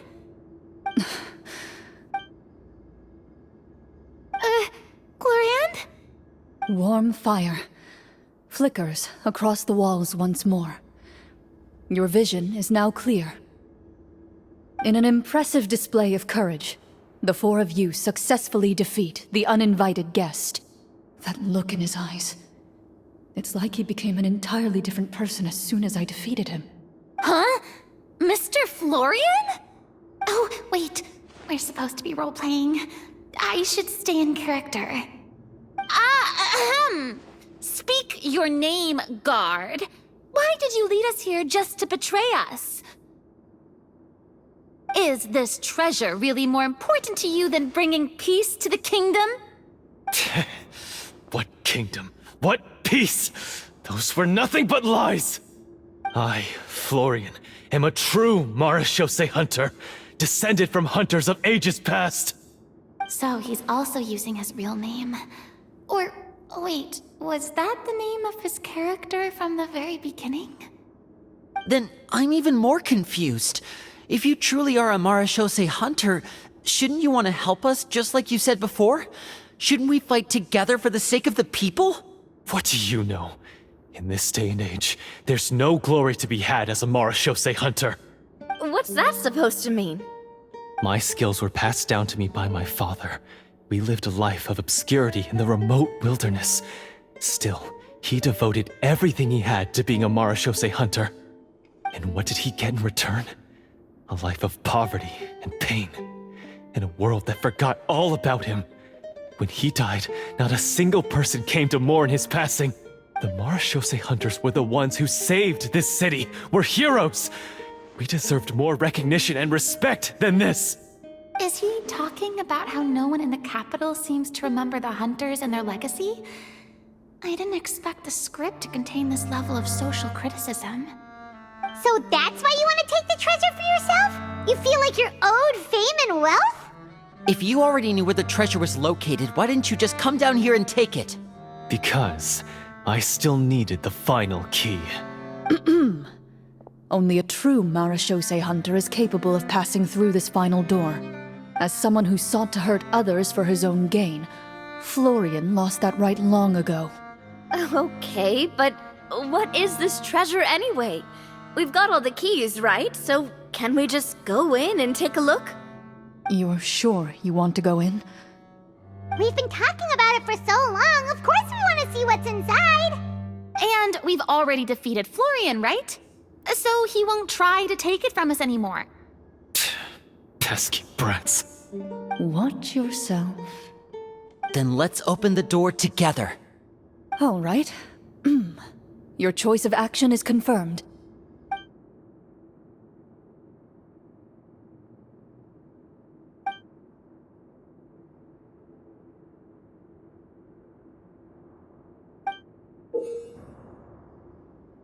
Before you, the door to the treasure, sealed and undisturbed for more than 100 years, finally swings open. You hear the shrill wail of the door hinge as it rotates for the first time after years of disuse, almost like a sleeping giant letting out an extended yawn. You get the impression that the secrets buried behind this door might be just as heavy as the sound you just heard. It's open! Come on, let's go in! Paimon wants to see what's inside! Ooh, me too! Ugh, uncovering hidden treasure is the most exciting part of adventuring. What do we have here? Uh-huh. A stone tablet? And some shabby weapons? You call this a treasure vault? Looks more like an abandoned warehouse! Maybe the troupe ran out of budget at the end? They provided a super immersive experience at the beginning only to drop the ball at the most important part? They could have at least filled this place with cardboard mora or something! Wait, I get it now. Paimon, this is the real Marashose hunter treasure. Huh? This is it? The Marashose hunter treasure is just a stone slab and some broken swords? I can't believe it. I refuse to believe it!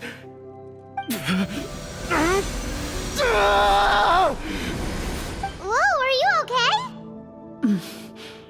The Marashose hunter before you appears to suffer a serious mental breakdown. He needs to leave the room for a moment to collect himself. One of you seems to understand the significance of the treasure already. If the rest of you wish to follow suit, you may remain here in the meantime and explore your surroundings. So, how are you doing? Feeling any better? What just happened? Do you remember how you got here? Or what happened to your body just now? I remember now. I brought you here because I wanted to... The explosives in the cave! You mean these? Huh? How did you... I could tell something was off the moment I stepped into this cave, so I kept an eye out. I've already dismantled the whole thing. So the strongest champion duelist in all of Fontaine saved the day once again. Guess I shouldn't be surprised. It would seem your skills as a Marashose hunter are as sharp as ever. I deserve some answers, don't you think? Tell me why you wanted to lure me here. Everything you said earlier sounded like the truth. Luckily, your monologue was dramatic enough to convince my friends you were just role-playing. I don't know.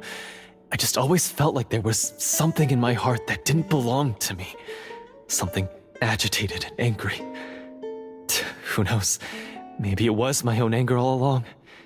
I could never really tell. The feelings about my father and the other Marechaussee hunters are real. It just wasn't fair. I was angry, bitter that no one remembered them or praised their accomplishments. I don't know when it started, but at some point, my anger came to completely consume me. At that point, I remembered the legend my father used to tell me. The one about the treasure. But if the treasure was all you cared about, why plant all those explosives? Wouldn't they just destroy the treasure and bury you along with it? I can't remember. My head is a mess.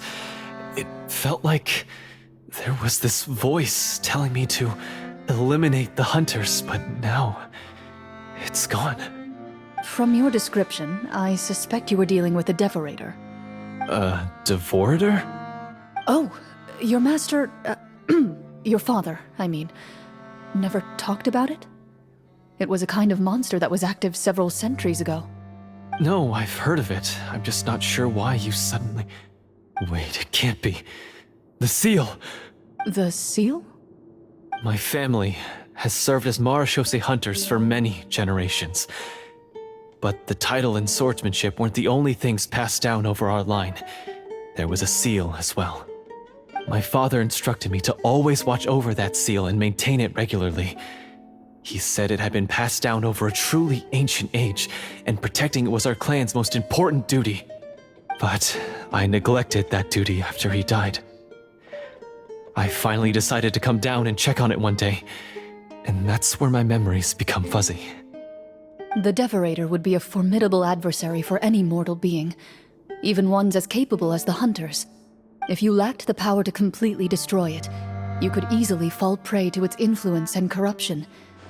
In light of this, some Marechaussee hunters chose to seal the Devorator away, in the hopes that a permanent solution would come with the passage of time.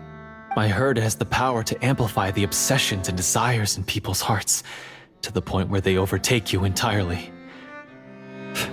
It would seem I'm not just lacking in skill with a blade, but in mental fortitude as well. And yet, you were able to retrieve 3 of the 4 keys. If I remember correctly, each was entrusted to a respected and capable hunter. How did you manage it? One of them belonged to my father. The second I stole from a different hunter. And the third...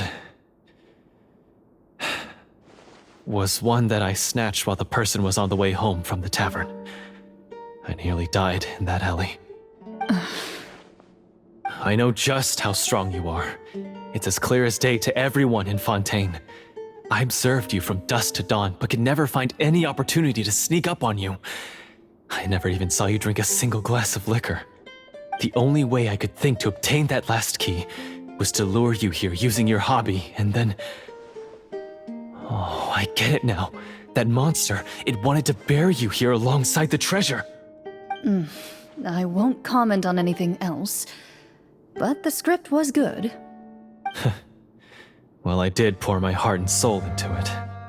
The stories my father used to tell me about the glory of the heroic Marechaussee hunters and how they came to be forgotten. It's more than just a story. Huh? You're proud to be a hunter. You're still holding onto that part of yourself, no matter how small. I have done so many despicable things. I have nothing to be proud of. Then explain the purpose of the evil sorcerer in your story. Huh? Isn't he the true antagonist?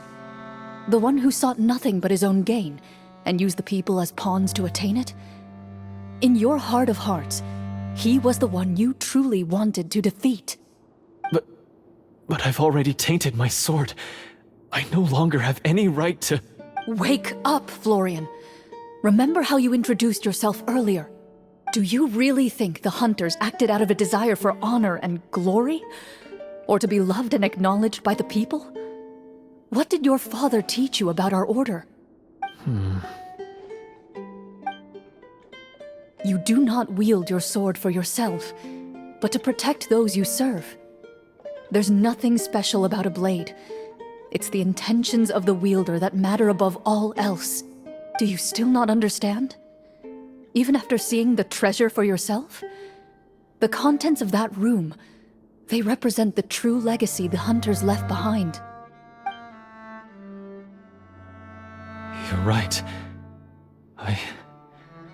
I am a Marashose hunter. It's time for me to redeem, no, to finally serve the people I vowed to protect all along. I wouldn't be so quick to push aside the need for redemption. I know. That's a charge I won't bother to defend myself against. Good. Then, come with me, and help me see the script through to the end. Huh? See the script through to the end? But there's no more script left. Never finished it, huh? No, I mean, I wrote the script with the sole purpose of luring you all here. There was no reason to write beyond this point. Then we'll just have to keep writing it.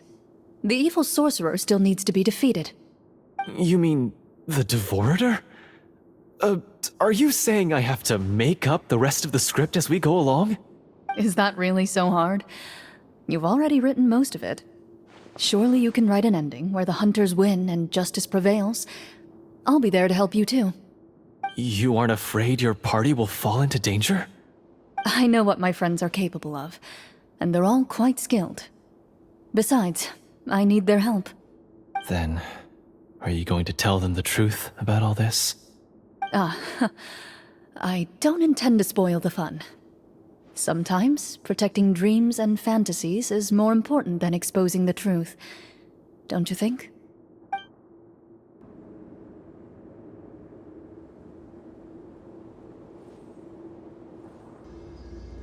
They're back! That took a while. Ahem! My fellow Marashose hunters, please forgive me, for I have sinned. Tone it down.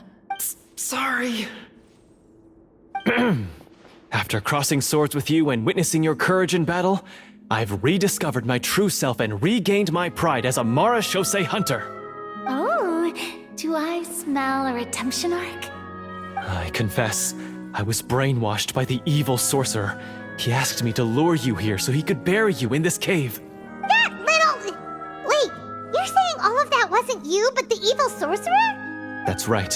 He's adept at manipulating the hearts and minds of the people. I fell under his influence because I did not possess a strong enough sense of will. Huh. And how are you going to prove that you're a changed man?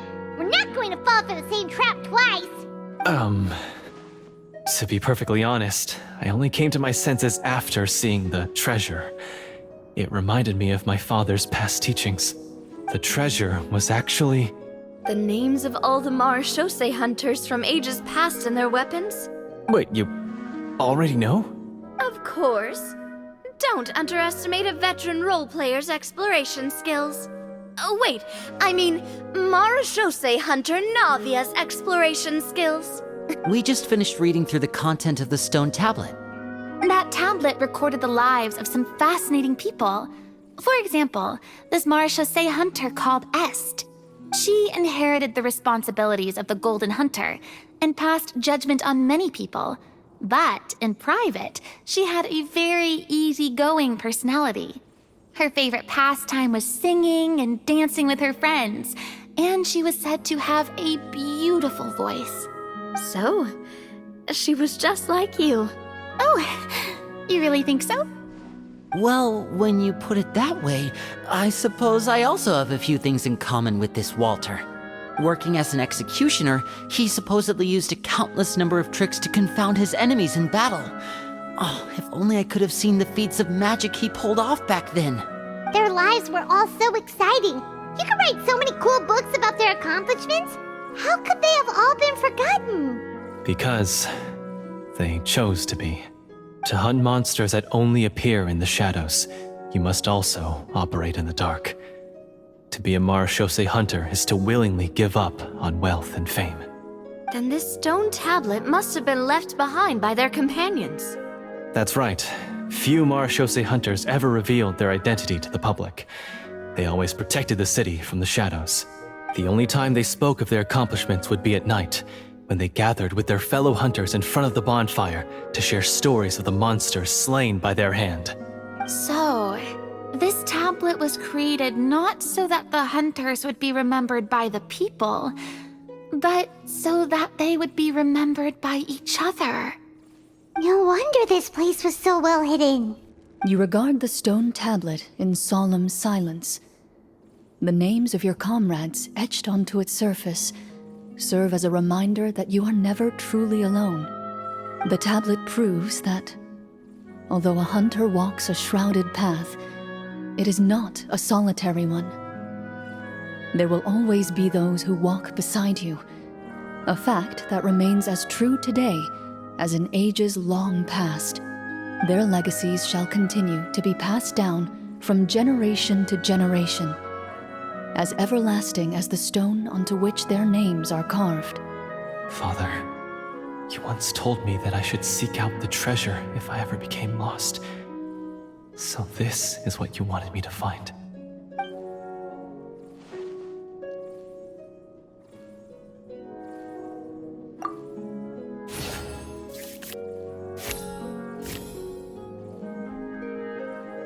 His eyes are sincere, and his words ring true. You can tell that every word he spoke just now came from the bottom of his heart. I implore you, everyone, please give me a chance to make up for all I've done. Allow me to fight alongside you and defeat the evil sorcerer that threatens the peace and prosperity of everyone in this kingdom. Well, I say we let you join. Sounds good to me too. Everyone makes mistakes. What matters is what you do to make up for them. I have no objections, but Mr. Florian, do you even know how to defeat the evil sorcerer? When he took over my mind, I gained some insight into his thoughts. Every time I thought of the treasure, he reacted with a strong sense of fear. Huh? He's afraid of the treasure? But there's nothing here except some broken weapons and the stone tablet. What if the secret's hidden inside these weapons? GM, permission to investigate.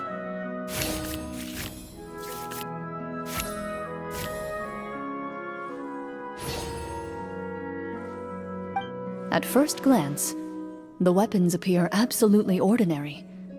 But as you observe them, you notice a faint energy emanating from within. These blades have slain countless monsters. Though it's been a long time since they were used in battle, their edges remain sharp, as if they're simply waiting for the next worthy hunter to carry on their legacy. So basically take these with us, right? I'll take this weapon, since it used to belong to Est. Maybe it'll find comfort in being held by someone who appreciates the arts. Ah, good idea. I'll take Mr. Walter's bow then, from one archer magician to another. Paimon's gonna pick a cool weapon too!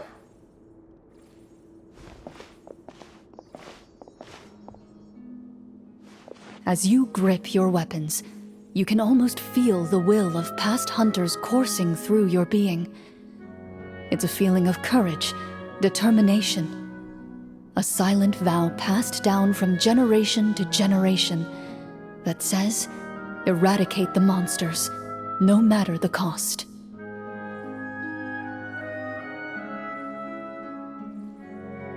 Mr. Florian, do you know where to find the evil sorcerer? I was able to see his surroundings when our minds were connected. I believe he's currently hiding out at the church in the kingdom. We must be extremely careful. He's spent so long living among monsters that he's now taken the form of one. He will not be easily defeated. Then why don't we explore some more and try to find some higher level gear? We don't want to just fight him and lose, right? No, we have to strike now. He was greatly weakened when I managed to break out of his control. If we let him rest, he might have time to escape. I agree with Mr. Florian. We've got to act while we have the advantage. Don't forget, the people of the capital are counting on us. Yeah, now that we've got a plan, there's no point in waiting. The longer this drags on, the worse it will be for everybody. Yes, that's what's called... Yes, that's exactly right. Alright, you've persuaded Paimon. Mr. Florian, please lead the way. Of course. Follow me. He had to set up so many scenes today, and now he has to join in for this last part. I really don't envy his job. Finally, you decide to slay the evil sorcerer and bring peace back to the kingdom once and for all. As you walk away, you feel the gaze of the stone tablet at your back, as if all the hunters of the past are wishing you success in the battle ahead and awaiting your triumphant return. Finally, you arrive at the church Florian described. As you approach, an ominous aura surrounds you. You get the sense that your enemy is close at hand. How strange. This uneasy feeling seems so real. How did they manage that? Now, it is time for the final battle. Let's go!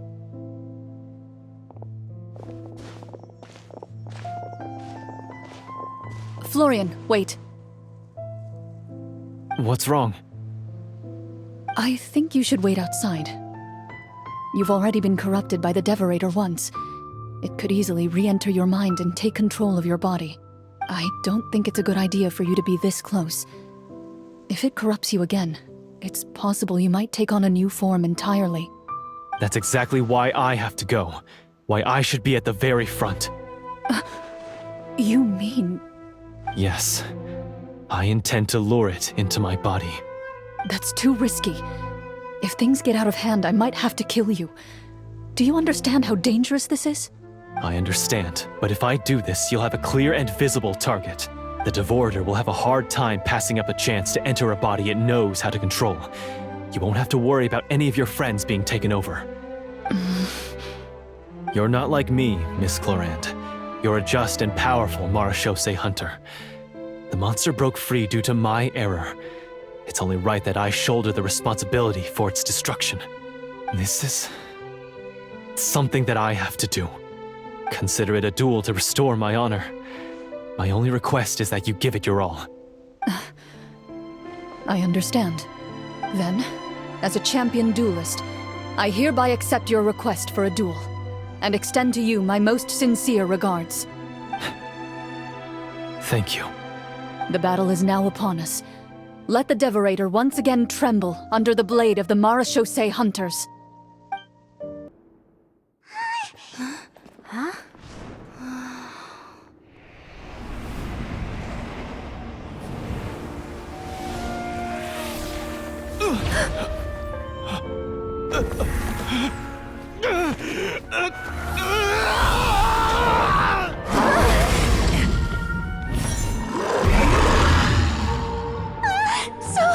So lifelike!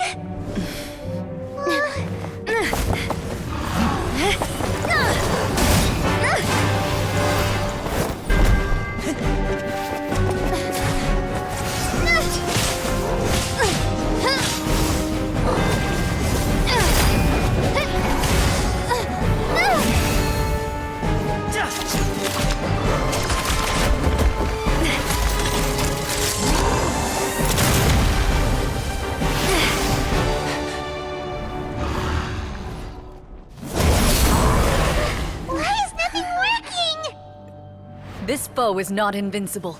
You hold the treasure, the power to defeat it, in your own two hands. The treasure? You mean... The names! It's the Marechaussee hunters' names! How are we supposed to... You forget, Paimon? There's still one skill we saved until the very end. Hunters fight not for fame, but to aid the people whenever they are summoned. Walter the Marechaussee Hunter, master of 1,000 tricks, executioner of the Phantom Hunters, I call for aid! Est, the Marechaussee Hunter, inheritor of Cassiodor's will, judge of the Shadow Hunters. Answer my call!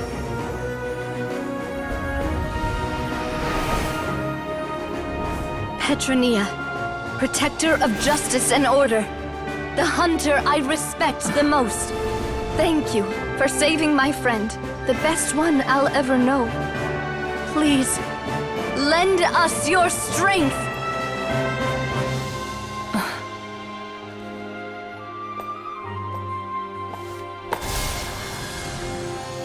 We have come to answer your summons.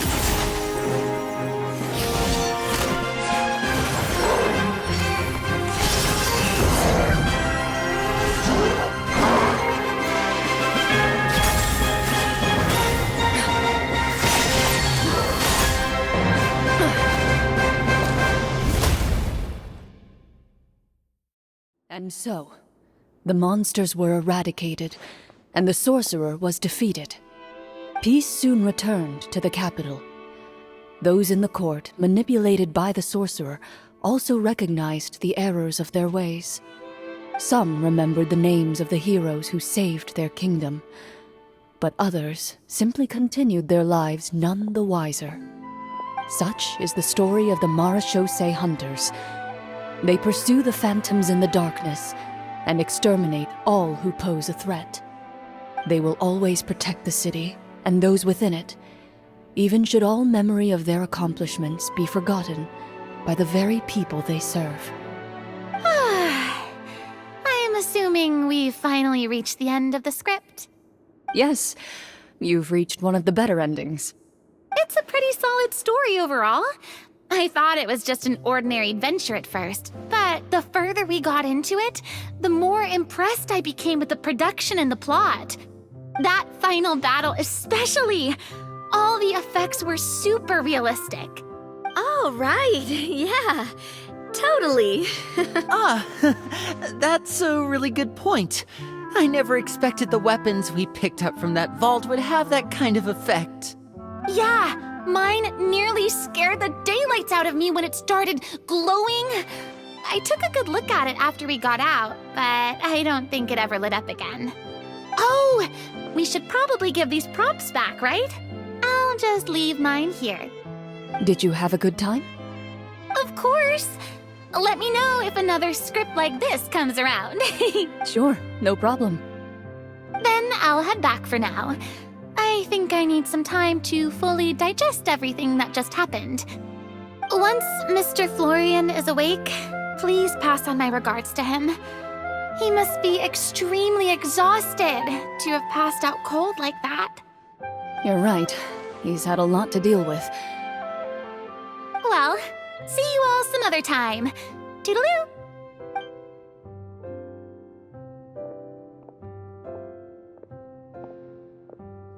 Okay, so, can I ask now, I think it should be fine, yeah. what in the world was going on back there? So you saw through all of that? That time in the cave when you told us to close our eyes, it'd be weirder if we didn't notice anything. I was dying of curiosity the entire time. I mean, you did a pretty bang-up job of pretending nothing had gone wrong. Farina actually looked like she thought all of it was planned. Guess none of us wanted to be the one to break the illusion. What are you all talking about? Oh, wait. Don't tell me you never... Ugh, this is all my fault. It's not too late to cover your ears. Here, partner, I'll do it for you. Bit late for that, don't you think? You're saying everything that happened back there wasn't actually part of the script? It's probably more accurate to say this was never a real scripted story to begin with. What? So loud. My head. Hey, you! Get up right now and explain yourself! No shaking, please! Oh, my head. Did Paimon just hear that right? You guys made up that whole last part on the spot? It's not nice to lie to people, but Paimon's got to admit that was a really good story, Florian. Oh, and nice improvisation, Clorinde! Yeah, it was like watching a magician improvise a spectacular magic trick after forgetting an important prop. If Paimon knew something was wrong with that vault, she would have floated straight in the opposite direction. Everything was under control. As if you've ever described a situation as being out of control. I'm pretty sure any situation you consider to be easy to handle would scare a reasonable person half to death. Guess I'm just used to it.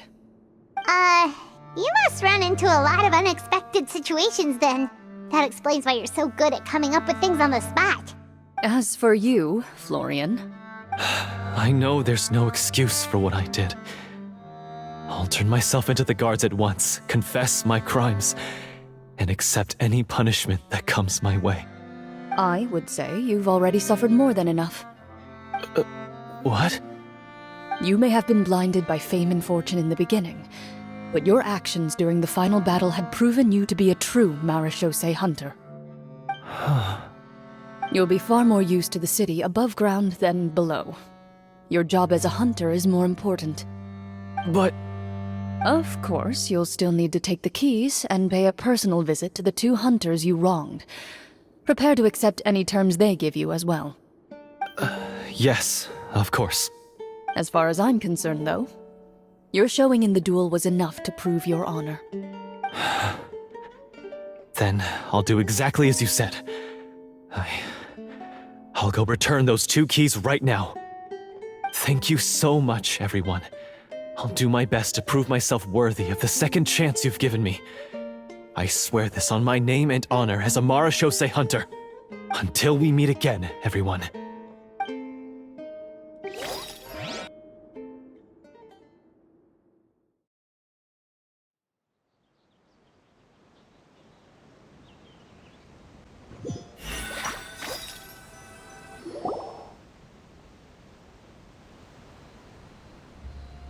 Speaking of Marechaussee hunters, what should we do about the treasure in that cave? Leave it be. Are you sure? We could show it to people, make it so that the hunters are remembered. Don't you want that? No. Every name on that tablet made the same choice. All hunters know what the path entails. I am no exception. My identity as a Marechaussee hunter is not something I need people to remember. I wish only to be recognized as a champion duelist. Nothing more. That's certainly very different from the path of a magician. Still, I admire your decision. Wait! Paimon just remembered something.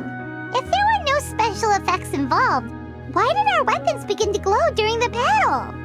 That's because the Marechaussee hunters of ages past would often imbue their weapons with special enchantments to suppress the monsters. Whenever a monster was nearby, their weapons would start to glow. Oh, so that's why they had an effect on that guy near the end. I really thought the summons were doing all the work. Well, I'm sure the summons were a part of it too. Oh? How so? This particular devorator probably hailed from the same era as the hunters we saw in the room. The names you recited all belonged to the bravest hunters. Countless monsters fell to their blades. That's likely why the devorator visibly reacted when you said them out loud. So the names held the power all along! Navia, everything you said during your summon. Huh? Oh, I meant what I said. I mean, it was true to my character, so yeah, I'm glad you heard it. Just don't make me repeat myself. It's embarrassing. I really appreciated those words. All right. Don't get all sentimental on me. Anyway, let's not talk about that anymore. I'm going to go on ahead. Don't fall too far behind now. She ran off! I should probably head back as well. This story was truly incredible. I might have to spend the whole night telling my siblings all about it. Goodbye. Traveler, should your name and deeds be forgotten, what do you think the significance of your journey will be? I suppose the significance would be the journey itself and the world we helped create. There's still value in the time I shared with everyone here, in the things we were able to accomplish. even if no one remembers them. A great answer. I'll remember it. Me? The Marechaussee Hunter says nothing in response to that question. Perhaps her answer lies in her silence. An unspoken vow left to echo through the night. The path she walks needs no explanation.